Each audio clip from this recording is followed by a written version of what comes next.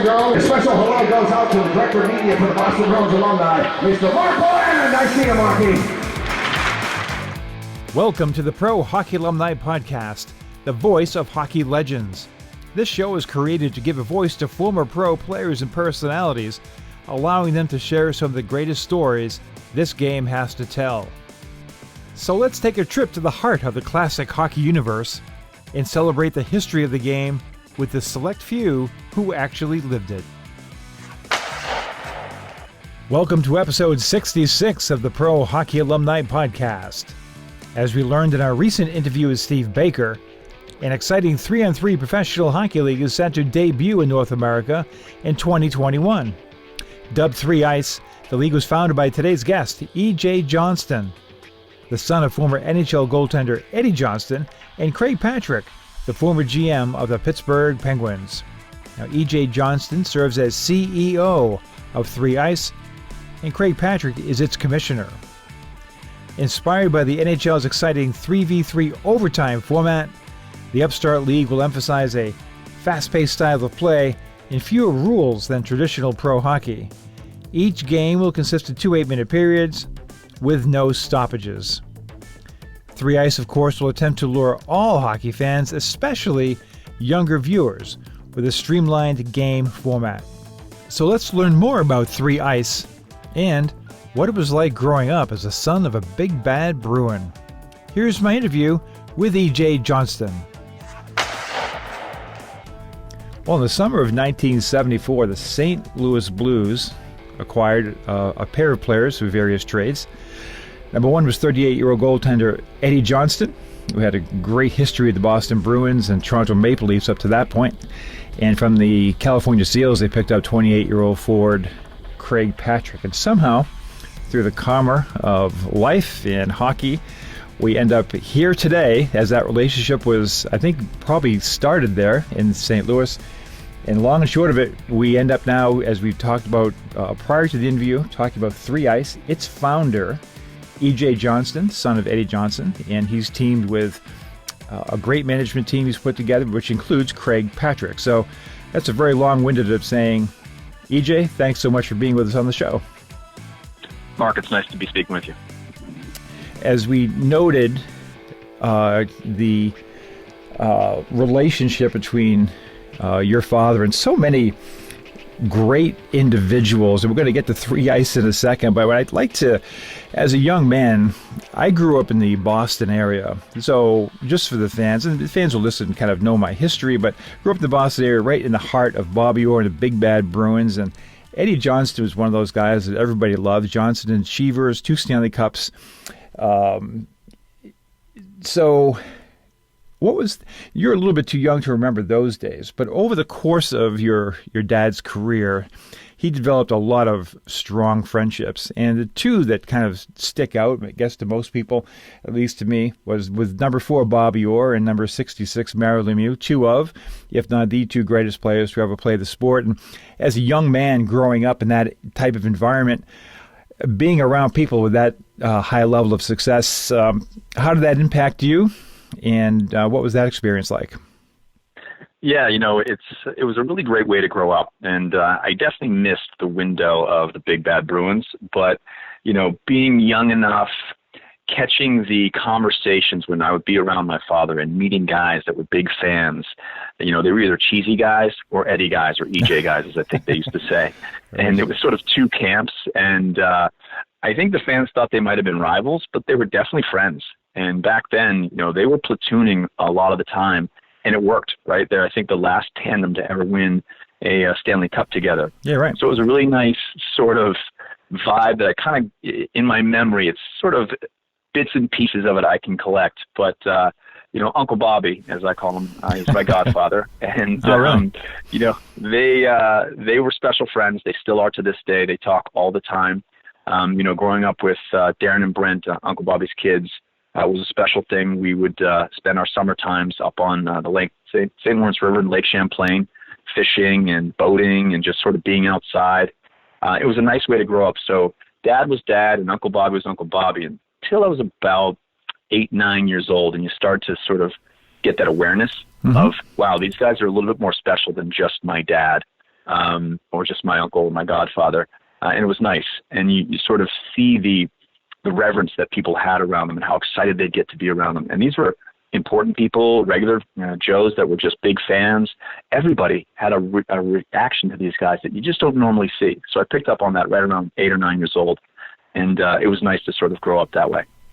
Yeah, I can imagine being on the other side. It's interesting to hear your perspective. If I grew up in the Worcester area, and if a Bruin of that era came to our town for an appearance or something, they were just larger than life. And so again, being in that environment on a daily basis was I'm sure, as you noted, very impactful for you.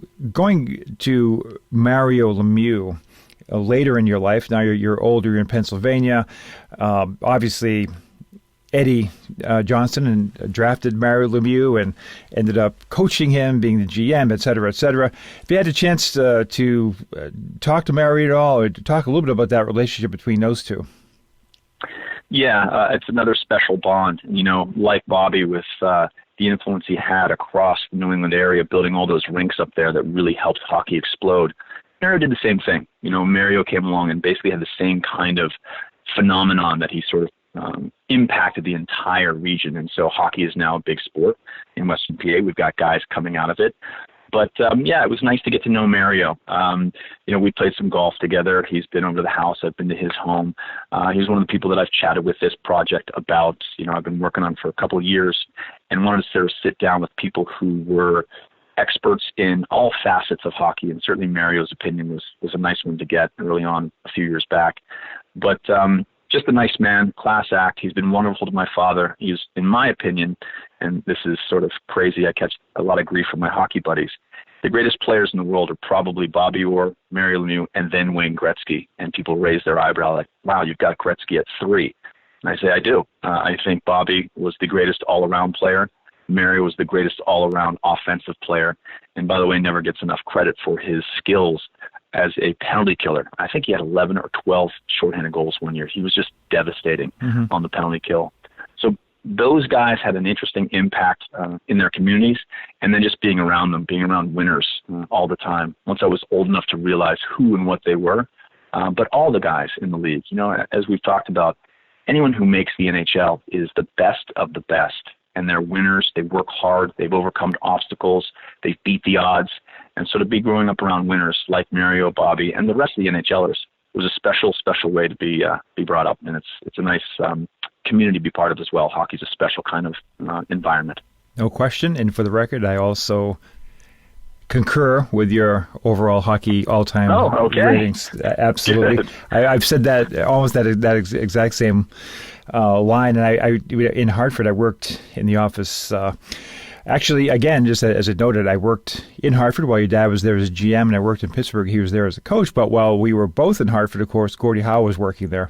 So, sure. Again, just being around players like that. And as it turns out, whether it be Mario Lemieux, Bobby Orr, Gordie Howe, Wayne Gretzky, all tend to be outstanding human beings as well. And that's a beautiful thing about hockey and players at that level. So we've been fortunate there. So going back just quickly on your career, which has been varied and successful. You've been in media, you've been in filmmaking, you've been in fashion, you've been in sports. How does it all come together, and what's the inspiration behind this exciting 3v3 concept that you founded with 3 Ice? How did you get from those previous spaces in your career to be the inspiration of starting 3v3 and 3 Ice? Yeah, I like to say it's all been prologue to this point. I'm a Penn State guy with an economics degree, and went up to Boston and learned marketing from some really excellent agencies. They were top 10 at the time up in Boston, a place called Hill Holiday, and another one called Arnold Communications. Right. And really got my classic training on the marketing side.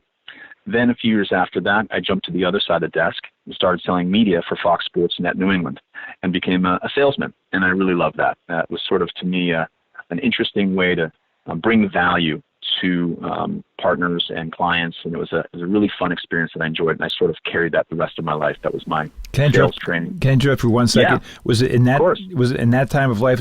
Did you originally meet Steve Baker there with Fox New England? That's exactly right. So I'm going to the Vancouver NHL All-Star game. I'm in the airport. Bobby Orr, coincidentally, is going on the same flight. Hey, Uncle Bobby, how are you? Hey, EJ. Then we start talking. Steve moseys over. Hey, guys, how you doing? Steve introduces himself to me. We say hello. We chat while we're in the gate. He offers to give me a ride from the airport in Vancouver to my hotel, because I think we might have been either at the same hotel or right next door. And Steve is sort of, didn't know at the time, but kind of interviewing me. He's asking me a lot of questions. He's probing. He's getting to know me. And I just thought it was a pleasant conversation. And then about 2-3 weeks later, he gives me a ring and says, listen, I'd like you to come over and meet some of the team over here at Fox Sports. And Steve really sort of rescued me from the advertising world, if you will. And between him and another gentleman named John Skirmahorn, they taught me a lot about selling. So that was a very interesting coincidence that had a impact on my life. No question. But from Fox Sports, we go down to New York. IMG at the time has just purchased Fashion Week. It was called 7th on 6th at the time. And they're having some economic challenges. But I was there for about 3 or 4 years, and we turned it around. It was a really fun job, being into a world that seemingly is very, very different. And there are a lot of differences, but I think you'll enjoy this. The way I got the job, they asked me to come see the event, and it's runway shows. You have a catwalk with beautiful models and a whole bunch of glitterati and cameras everywhere. And so I observed it, checked it out, and then came back for the interview, the follow-up interview. Said, what do you think? I said, okay, the runway is the ice, the models are the players, the coaches are the designers, fans are called fashionistas, and the media is the media. I can do this. He goes, all right, you got the job. And so that was it. So hockey, again, sort of played a big role there. And we sort of transformed the way we presented it to the marketplace, which really ratcheted up the revenues about 10x, which was a nice experience. One of my clients, Getty Images, hired me away. And that's where I sort of got to learn the licensing business from their world. And the photography world was very, very interesting, but they're kind of a backdoor into everything. They photograph the Olympics and the NHL and the NFL, and you name it, they're there, the number one players on the planet. Ubiquitous. So it's really a great way. Yeah, they're ubiquitous, and they're really good at what they do. And they add a lot of almost invisible value. The consumer doesn't really know what they do, but the business, the trades really understand what they can bring by telling stories and pictures. And so that was a really interesting thing to be part of. We built out an entertainment division for those guys, did that for about 3 or 4 years. They bought our competitor and laid off a whole bunch of us, but it was still to this day the best company I ever worked for. Got a lot of good friends there. And when I needed a partner on 3-ice, I called up Carmen Romanelli, and he was the guy. He got it immediately, said, yes, come on in. We made a deal happen. And it was just a great place to be. From there, I went out to Hollywood and started making TV shows. The business model that I sort of put together was a little bit like Formula One, in the sense that I reached out to all the fashion weeks that I was consulting to when I was at IMG, bundled their rights up, just like Formula One, and consulted to them to find efficiencies, and then got their marketing rights so I could develop content and television shows around them. First thing I came out of the gate with was a show called Fashion Star, and we sold it to NBC. Made it for a few years here. We made about another 4 or 5 seasons in China, Vietnam, the Middle East, in about 13 or 14 countries there, Germany, and it was a really interesting ride. Being in Hollywood was a very, very different world, just like fashion, but a lot of the rules, things translate. And so that was sort of all the background to this, plus my personal passion. Hockey is what I love to do. I still play twice a week. So it's this wonderful kind of confection, Mark, of passions, skill sets, upbringing, that kind of just crystallized in this moment that when I saw 3-on-3 hockey for the first time, I was hooked. I wasn't sure what it was going to be, but it was obvious to me that this was something different, and it was electric. So that's a long-winded answer to how we sort of came up with the idea. Great story. Again, you've had, as we record this, a lot of quality media coverage. And an excellent story by Forbes magazine on 3-ice and yourself. And it begins with the NHL Problem, which I was flabbergasted by. I was unaware of this. And according to the Sports Business Daily Report, according to the Forbes story, the NHL's television viewer average age was 33 in the year 2000. And by the year 2016, it was 49. That's obviously a worrisome trend for those in the business. So you were able to, and I believe it was in this story, actually pick up some inspiration from your nephews who were playing video games or what have you, but you're playing it in 3v3 mode.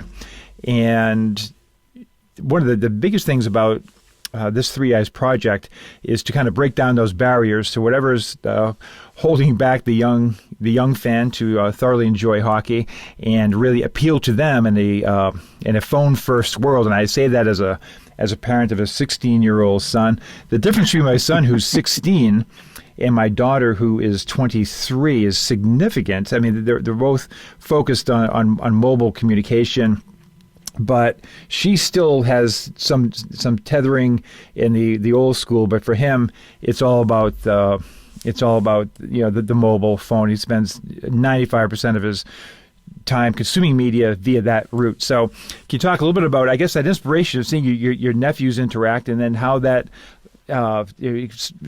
ignited your passion to get this project started and really help appeal to the younger fan base? Yeah, so I was up in Toronto on business, and I have to credit these two young kids with a couple different things.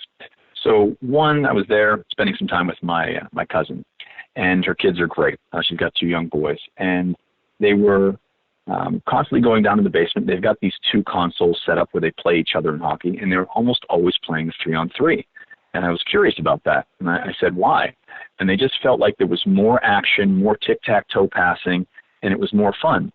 And there were some rules in the gameplay that I thought, wow, that seems like it would be a great thing to bring to real life, like restarting after a goal at center ice, keeping the game moving constantly so the action is going. And so that was sort of the first bit of inspiration from. I also took a little inspiration. They're sort of talking this vernacular and this lingo, shortening things, abbreviating things like epi and seshi and cruciate important, and hey boys. And I asked them what they were doing, and they were talking about the on the bench guys, which were two really, really interesting guys that I thought were, one, hilarious, and two, got hockey in a very, very fun way. And so they turned me on to that. So some of the things that you'll see in 3X we borrow from video games, and as we know, sports and esports are kind of merging, which is kind of fun. And then two, some of the marketing opportunities that we're going to be developing and unrolling here very soon, you'll see will involve the on the bench guys here quickly. But listen, Mark, I feel your pain. I babysat last night, and here I am with a 12-year-old and a 13-year-old trying to sort of get them to play Scrabble, and they just got lost in their phones. And I said, all right, let's stop it halfway through.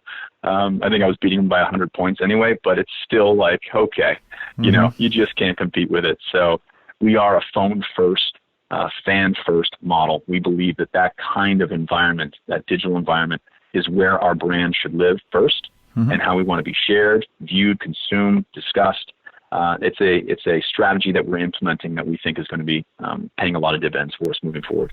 Absolutely, and much needed. I was recently, in my work with the Boston Bruins alumni, I sometimes go to our alumni suite and watch Bruins games, and recently, it was about a month ago, Bruins versus Chicago. Game went to overtime, 3v3, and of course the Bruins have Pasternak and some good skill guys. Chicago ended up winning the game, but I've got to tell you, even though you watch it on TV and everything, it just kind of reinforced the beauty of the 3v3, because I guess if I had two words to describe your pending league, I would say pure skill. And to be able to be out there in a 3v3 environment and utilize your skills, having the time and space to do some real creative things, and the opportunity to get out there without dumping and chasing and clutching and grab, whatever, it's very, very exciting. I think you've described it as the best part of hockey. So this concept is exciting to fans, because now they had a chance to see a good portion of it live and on television, and now this will now be the main attraction. Yeah, I think you nailed it on the head. It is about the creativity, the hockey IQ, the taking risks. You get these really creative players. I mean, the goal that Philip Forsberg scored the other night with the sort of Michigan wraparound move, but kind of did a variation on it. That kind of creativity is what we think the big open space will inspire. And look, I love the 5-on-5 hockey. I love the hitting, the grinding. To me, it's a beautiful part of the game. But there's other aspects that could be accentuated, and the 3-on-3 does that. Speed, the hands, the tic-tac-toe passing. And, the thing I like to talk about is there's a lot of guys in the NHL that are excellent third and fourth line guys. And they're getting 10, 11, 12 minutes per game. But they're the first guys over the boards in that 3-on-3 format because they are that water bug type of player. And so there's no dumping and chasing. There's no going into the corner and going and getting it. It is all about man-on-man creativity and speed. And I think you nailed it. That's what we're going to do on a full-time basis. And we think it's going to be absolutely electric. We think it's going to translate really well on the digital side of the equation. But as you know, hockey in person is so much better live. And if you can make this game a completely unique thing and as exciting as we think it's going to be, we think our live experience will be absolutely a home run. No question. My interest, I could say passion, but I'll say interest in 3v3 hockey really jumped quite a bit a few years ago. I was working with former U.S. Olympian David EJ Johnston, a good friend of mine, and we managed a 3v3 league here in Massachusetts. It was after the season, it started in the spring. And just to be able to see those kids have a chance to really show their skills, a lot of touches. That's a beautiful thing on the youth level, is kids get a lot of touches in that environment, and they loved it. Yep. It's so much different than what they normally go to in a normal team situation. But also, when I heard about your league originally from Steve Baker, that was one of the first things I thought of. Is you talked about the NHL players who are third or fourth liners who get out there for overtime, etc. But I also think of guys who maybe play 3v3 hockey, aren't necessarily geared towards a physical game, maybe a little bit undersized, as you said, but loaded with skill. And maybe you're playing your youth kid who's playing 3v3 hockey. All of a sudden you see this league. I think it's pretty inspirational that now they'll have an opportunity to, perhaps show that skill. So if you're good enough to play in the ECHL or the AHL, and I don't know all the details of your on-ice hockey model, I guess that's more Craig Patrick's end of it, but I know you're going to have high-quality players. It's not going to be a retirement league. You're going to have young, talented players. So that's a very long-winded way of saying I think this league could be a real good inspiration for kids who play the game as well. We agree. We think it's another version of hockey. It's more hockey, and it's going to be more opportunities for everyone. But to your point, our guy, as you know, an average career in the pros is about 3 to 3.5 years. So if you just do the simple math, if you come out, you're 21, 22, you're a rookie, you play your 3, 4, 5 years, you're 26, 27, you can still fly, you can still motor, but the 5-on-5 game just isn't where you excel anymore. That's our guy. He's played 100 to 300 games in the NHL. I like to point to the Connor Sheary example, which I've done in a few of our interviews. Mm-hmm. And he's that guy that is going to have he's probably going to have a 10-year career because he's that good. But that guy, his body shape, his size, his skill set, after 26, 27, 28, maybe the NHL is not calling anymore. He's taking a look at Europe or retiring. He still has all the speed, all the skill, all the creativity, but the format just isn't there for him. There's just not enough 3-on-3. There's only 5 minutes or less if you don't play the entire overtime. We're going to give that player 16 minutes per game, and if they can advance each night in our rounds, they could play 3 games a night. Our format has 7 games per tour stop, and we can get into that a little bit later. But the idea that we can have these high-quality players, ex-NHLers, coming into the league and extending their careers, these aren't graybeards. These are guys that are still electric, and if they could play 3-on-3 in the NHL all the time, they would. Right. We're just going to give them that opportunity. Exactly. There's so many players who fall into that category, the kind of tweeners. They just, again, hockey is about roles, as you know. So you have your scoring line, you have your grinders, you have your checkers, penalty killers, et cetera.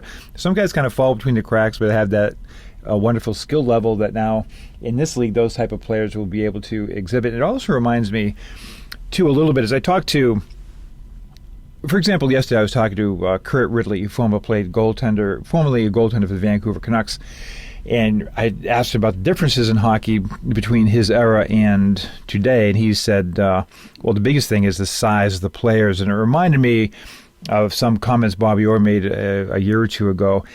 Basically, the players are getting bigger, they're getting faster, but the ice surface remains the same. So in the 5-on-5, and that has a lot of repercussions. As you said, I love hockey now. I love the 5-on-5.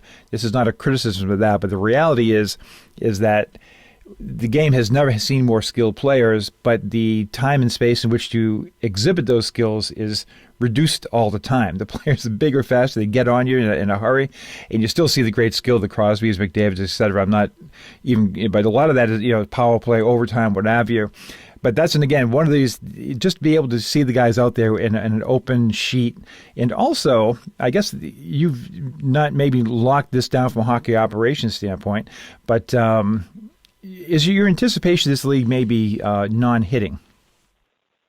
Yeah, you're probably not going to miss it. If you watch a game now, the overtime format, there's very, very little hitting. We like to say, we borrow from NASCAR, rubbing is racing, but there's not a lot of real big collisions. The guys are going at it a little bit shoulder to shoulder, but there's not any real big hits. So for us, strategically, we think, hitting is not an important thing to focus on for us. It's just about the skill and the passing and the creativity and the chance taking, by the way, which we love because, as you saw in that Winnipeg Toronto game about a week or two ago, just the electric back and forth, 2-on-0s and goalies making saves and 1-on-0s. And it was wonderful. And so we love that volatility, I think is the word, that dynamicism that is just so incredible for this format.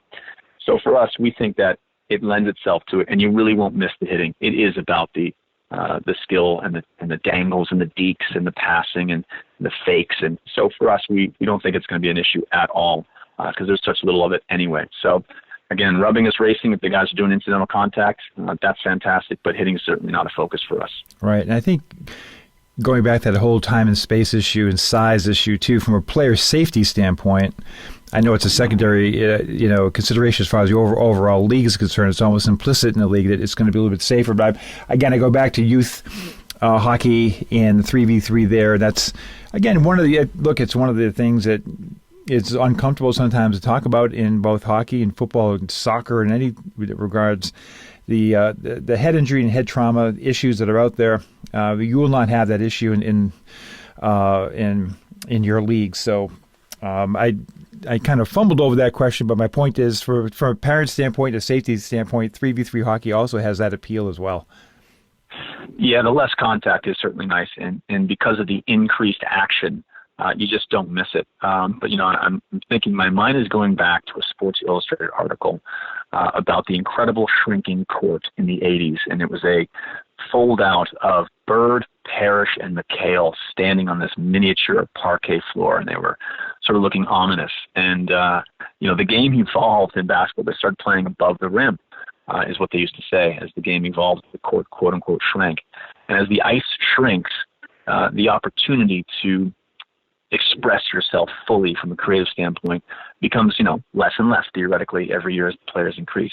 So by us creating this format for it, we sort of reversed that trend. And that's what we're excited about. And I think the fans are going to love it. When you go to a game now and it's sort of the last 2, 3, 4 minutes and it's tied, you start getting excited about overtime. Yes. You can start to feel, hey, maybe we're going to get some bonus hockey here. Yeah. And you get it. And the fans, a lot of times they don't sit for the entire time. I know when I go to games in Pittsburgh, they don't sit in overtime. It is an incredible environment. So it's not even edge of the seat. They're just all up on their feet. We think the wide open sheet is going to be a game changer, and the fans should absolutely love it. Well, a lot of people agree with you right off the bat. This has not been a overly difficult sell for you in its conception. You've had CBS, TSN, Yahoo, among others who've bought in early. Tell me a little bit about that process, because again, that's in a league that's going to have a lot of emphasis on sponsorships. Getting these media partnerships wrapped up early, obviously, is a huge accomplishment. Talk a little bit about that process. Yeah, it was funny. It was my fashion star hat, my Hollywood hat was really instrumental there because I could speak the language of network executives and knew we had to build a format, as we say in TV, an episode rundown, as we might say in reality TV, that worked really well. And at the end of the day, sports is the ultimate reality TV. We knew we had a really good format developed. And so when we went in to see CBS, there's a gentleman over there by the name of Greg Traeger who got it right away. He became our champion. He saw the value.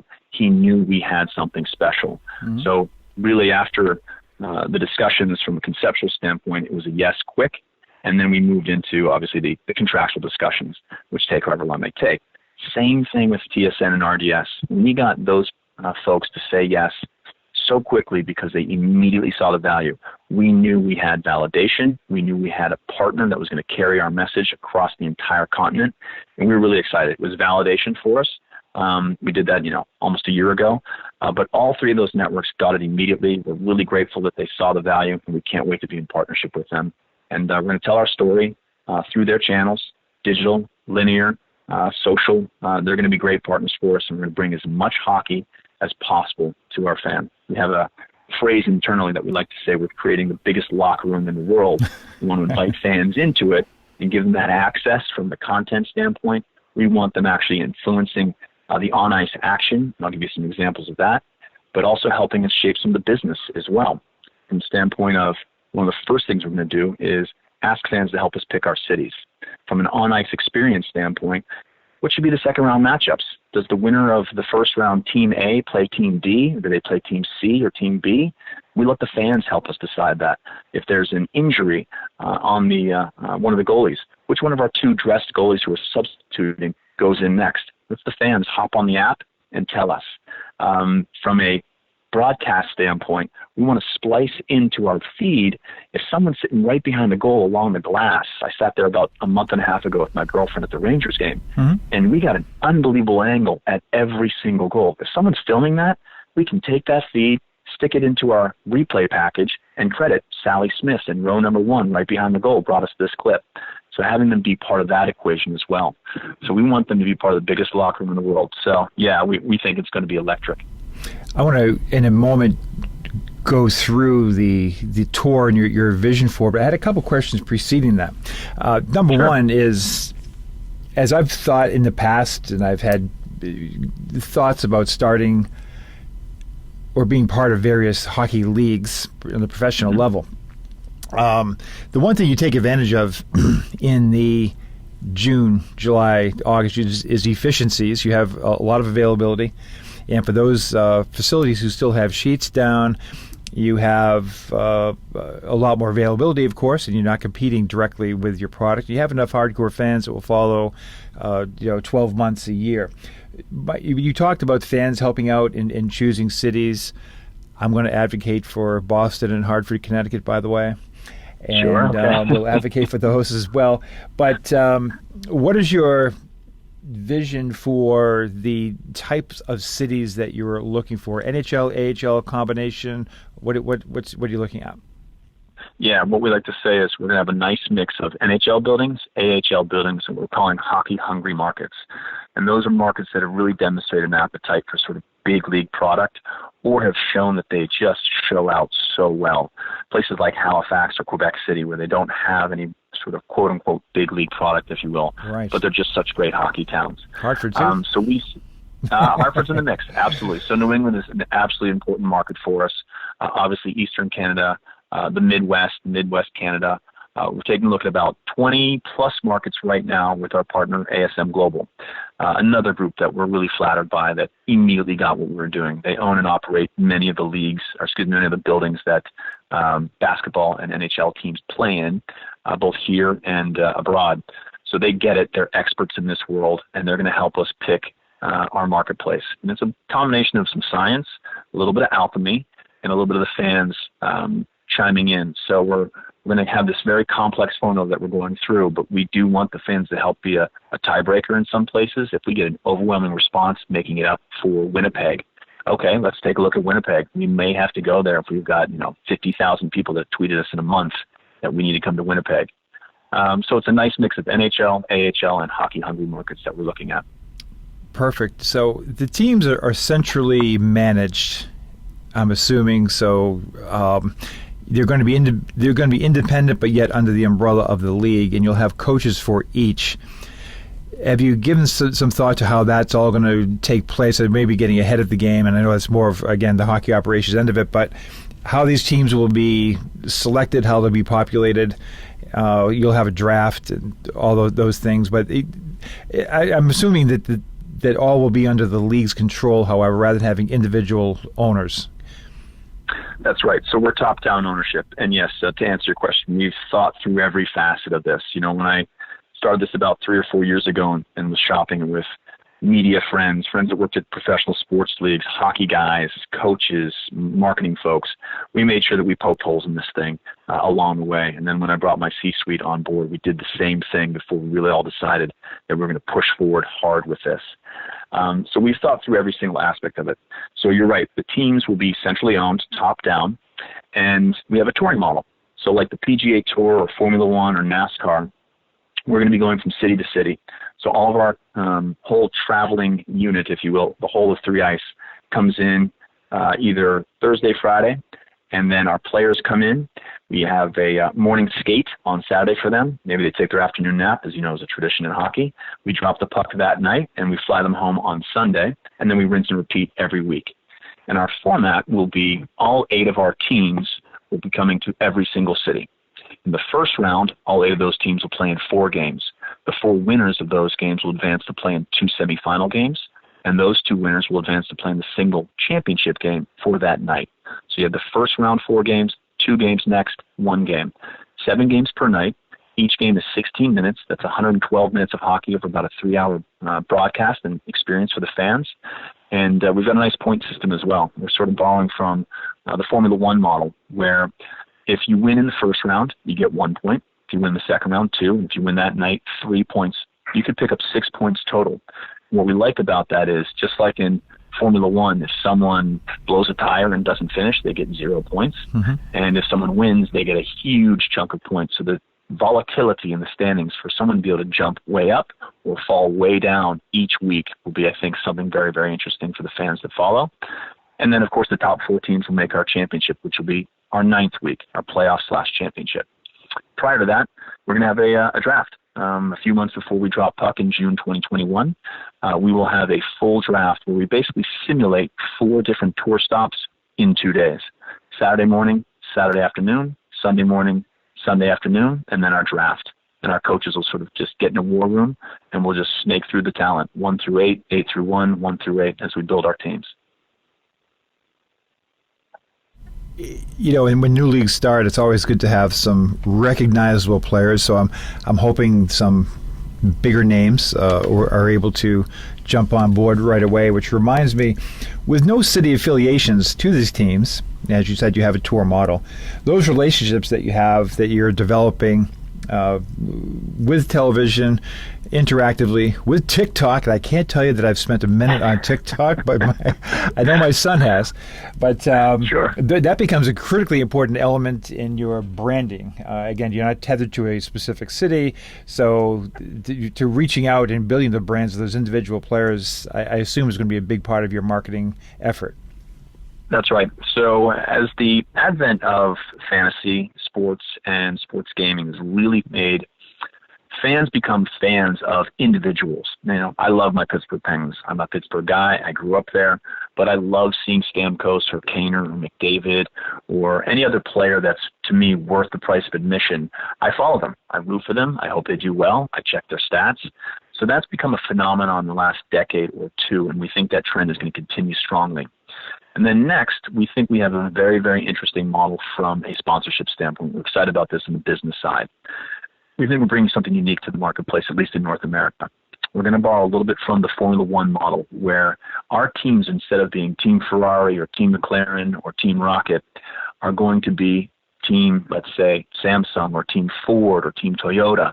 None of those partners are signed on yet, but that's our model. And those brands will get the colorway of the uniform will be in their color style. Logo on the chest, we'll call them Team Samsung. Space in the dasher boards, in-ice signage. They'll be baked into our broadcasts from both a 30-second ad units as well as sponsorship. Tonight's starting lineups brought to you by fill in the blank. Let's look at the Team Samsung lineup. What a great goal by Samsung. Who's the leading scorer on Team Samsung? Mm-hmm. So that's the kind of thing that we're going to bring from a marketing standpoint that we think is incredibly unique. So borrowing a little bit from European soccer, a little bit from Formula One, and bringing that over here. You talk about that international flavor, and while the league appears to be starting in North America, as you unleash it onto the North American audience, you've also, in your own personal career, have a lot of international experience in China and Europe, etc. So perhaps I'm getting way ahead of the game, but perhaps this will have a real international feel to it as it progresses. Yeah, without question. So we would love to have international players. Our only caveat is that we want them living in North America at least during the season. We don't want to have someone flying in from Stockholm or Helsinki or Moscow. You can imagine they'll be a little bit tired doing that trip as a commute. But we also see some brand extensions for this business. It's an absolute no-brainer for us to extend into Europe. So 3 Ice Europe is a very easy extension. But we see other things like maybe 3 Ice Asia, maybe 3 Ice Women's, 3 Ice Junior, which could feel a little bit like the Little League World Series of baseball. Mm-hmm. We take a little bit of that model and bring it to the junior side of the equation. So there's a lot of extensions on both the analog side, but also on the digital side. We see a tremendous amount of content that we're producing. Again, we'll put on our Hollywood hat, all of our brands, and we'll treat ourselves like our own sponsor. We're going to have access for everybody inside the locker room, different camera angles, personal stories, having our players tweet out in a cohesive way, something that makes sense to share with the fans across our entire player and coaches network. So we think we've got some really interesting extensions, and Europe is a big part of that at some point soon. No question. The whole 3v3 concept, as I've said, is very intriguing, very exciting. I'm bullish on it, and I think if you could actually that 3 Ice brand could be the brand of 3v3 hockey. You think of 3v3, you think of 3 Ice at all levels, youth, etc. And you did mention the women, and of course that'll be highlighted during this year's All-Star Weekend, and I love that, and hopefully they'll be part of this too. And I wanted to, before we left, I wanted to talk a little bit about a couple of key players on your team. Actually, we've talked about Steve Baker, but talk a little bit about how you approached Craig Patrick, and of course the Patrick family. You've got the bloodlines of the history of the National Hockey League with Craig Patrick and international. Too many accomplishments to note here, but how did you end up conversing with Craig about this and his enthusiasm to jump on as commissioner of the league? Yeah, the commissioner is an important role. It's a natural thing that you have to have in managing player relationships, coaches, hockey personnel, hockey operations, but also adjudicating certain things as well. So we needed somebody that was knowledgeable, had the credibility, and then, of course, it's a bonus that he has the absolute legendary status. I mean, the way that came about is my father and Craig are good friends. They've been friends for a long time. I've known Craig for a long time, met him when I was in junior high, in high school, and just really respected him. And he was always fantastic as a GM, always fantastic as my father's boss, and they got along really well. And so when the time came, I sat down with my father and I said, "Dad, here's my first choice. It's Craig. Do you think he would do it?" He said, "I think he would. Let's give him a call and see what he says." And he flattered me. He got it right away. On one phone call, we talked about it for about an hour. He asked me all the right questions. He poked holes in it. He did all his due diligence, if you will, in that phone call. He said, "I love it. I'm in, EJ." And we went about, finalizing his contract, but conceptually he was in right away. It was a very, very important moment for us. It felt like, getting those TV contracts. It was a big moment of validation. And it's nice that he's also having this tremendous moment of the 40th anniversary of the Miracle on Ice. And so for us, that brings some extra attention to Craig, and what a wonderful moment for hockey, American hockey, and for Craig. And so he's going to be celebrating that most of this calendar year, I think. Absolutely. Now, earlier we referenced Steve Baker, former New York Rangers goaltender and star at Union College, Massachusetts native. And how do you see, is he focused more on sales, or where do you have him slotted for his role in 3 Ice? Yeah, well, Steve's an expert salesman, and so that's one of the hats he wears. He also brings to the table chief hockey operations. So he's got a lot of things like the rules and speaking with our coaches, helping us recruit those guys on board. and we've got several of them already committed. It's still a secret today, but Steve's been instrumental on the hockey side of this as well. So between his skill set on the sales side for sponsorships and for speaking to the industry, Steve's an excellent player on our team. EJ, what's next on the horizon? This has been, as I said to you in our pre-call conversation, we've had even on my website a ton of hits on Steve Baker's page on the podcast. As you made your announcement, a ton of great coverage: the ESPN, Forbes magazine, I mentioned, TSN, etc. So, what's among you've got about 100 different things to accomplish here, but what's the immediate priority over the next few months? Yeah, the media has been great. It's been tremendous validation. We now know that the marketplace is going to respond to us favorably. The fans, the chatter on social media has been great. But articles on Forbes and ESPN and Yahoo have been really fantastic to see. So continue to build our brand. We sort of, quote unquote, seemingly came out of nowhere, I think one of the articles said, but we've been working on this for 2+ years before last week's announcement. Mm-hmm. But we'll continue to build the brand. We'll continue to bring on coaches, and we'll continue to lock down our cities. And then from there, it's all about creating the fan experience. For us, the digital side comes first, and then making sure that we execute to bring that 3.5 hour evening in every city that we go to be absolutely electric. So that's our focus. A lot goes into that, the right people in the right spots. But we've got about 18 months of runway here, so we've got plenty of time. Well, I'm slightly envious. You've achieved my lifetime dream of starting your own professional hockey league. You've surrounded yourself with some great people. The concept's fantastic. You're extremely well spoken. Obviously, your experience in all areas is going to be vital here to the success of 3 Ice. The concept is fantastic. I'm not just blowing smoke. I love it at all levels, and I think you've got a winner here. So we'll keep a close eye on that for the fans listening. In our show notes, we'll have all the appropriate links, and there are many of them, to 3 Ice and the numerous social media outlets, including TikTok, which I bet you many have not been on yet. But nonetheless, great job. I really appreciated talking to EJ, and I will keep a close eye on 3 Ice and look forward to having the opportunity to speak to you again. Thank you, Mark. Really appreciate doing this today. Thank you. Thank you for listening to the Pro Hockey Alumni Podcast, the voice of hockey legends. If you enjoy listening to the show, please consider subscribing, rating, and reviewing the show on iTunes. This helps make our podcast more visible and accessible to hockey fans around the world. If you have any questions, comments, or suggestions for the show, please contact me at prohockeyalumni.org or via social media at Pro Hockey Alumni. The Pro Hockey Alumni greatly appreciates your support.